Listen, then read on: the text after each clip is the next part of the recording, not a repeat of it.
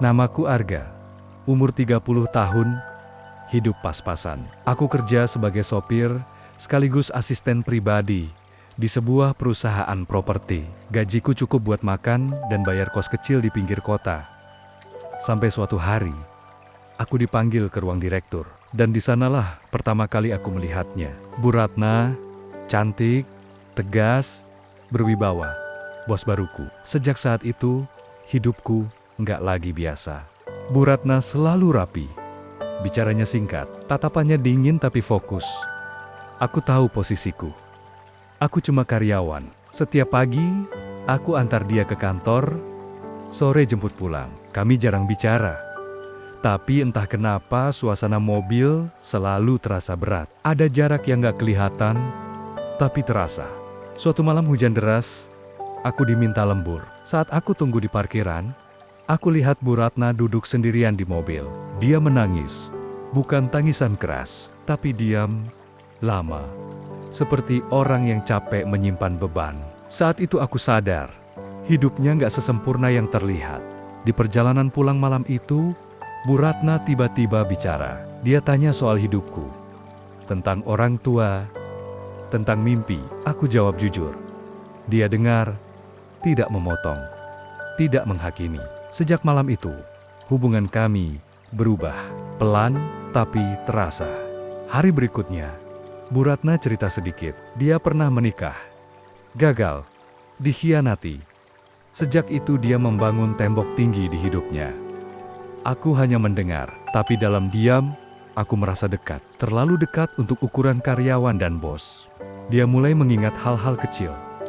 Kopi favoritku, jam makanku, bahkan pernah mengingatkanku pakai jaket karena hujan. Hal sederhana, tapi bikin aku salah paham. Perasaan yang seharusnya nggak ada, mulai tumbuh.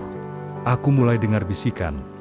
Tatapan sinis rekan kerja. Mereka bilang, aku anak emas. Katanya aku dekat sama bos demi jabatan.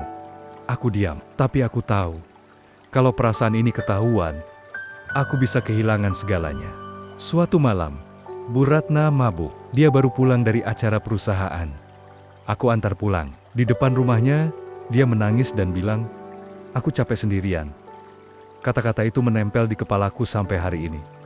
Sejak malam itu, dia jadi lebih terbuka, lebih sering cerita, lebih sering tertawa. Tapi aku juga makin takut. Aku tahu, ini salah. Tapi aku juga tahu, aku jatuh cinta. Suatu hari aku ditawari pekerjaan di tempat lain. Gaji lebih besar. Tapi itu berarti aku harus meninggalkan Bu Ratna. Saat aku bilang, wajahnya berubah. Dia hanya bilang, pikirkan baik-baik. Tapi matanya bicara lebih banyak. Aku menolak tawaran itu.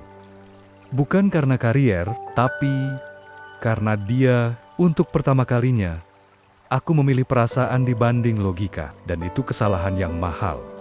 Kami makin sering berdua, makan malam, diskusi panjang, kadang hanya duduk diam.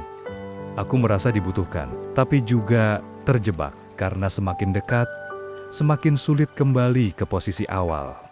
Suatu sore, aku melihat HRD keluar dari ruang Bu Ratna dengan wajah tegang. Keesokan harinya, aku dipanggil, ada laporan, ada kecurigaan. Aku ditanya soal hubunganku dengan bos. Aku jawab seadanya. Bu Ratna berubah, dingin lagi. Jarak kami kembali jauh. Aku merasa kehilangan. Padahal aku belum pernah benar-benar memilikinya. Dan itu menyakitkan. Suatu malam, dia datang ke kosku tanpa pengawal, tanpa sopir. Dia bilang, aku takut kehilangan kamu. Untuk pertama kalinya, perasaan itu diucapkan jelas. Kami sadar hubungan ini bisa menghancurkan reputasinya, kariernya, hidupku juga. Dunia kami terlalu berbeda. Uang, status, masa depan, semua berdiri di antara kami. Bu Ratna ditawari promosi besar, tapi dengan syarat bersih dari gosip. Artinya, aku harus pergi, bukan dipindah, tapi benar-benar hilang dari hidupnya. Kami berpisah, tanpa drama, tanpa air mata di depan umum. Tapi malam itu, aku hancur. Aku keluar dari perusahaan dengan kepala tegak, tapi hati kosong. Aku pindah kota, kerja serabutan lagi, hidup kembali sederhana. Tapi setiap malam, aku masih ingat caranya menatapku waktu sedih.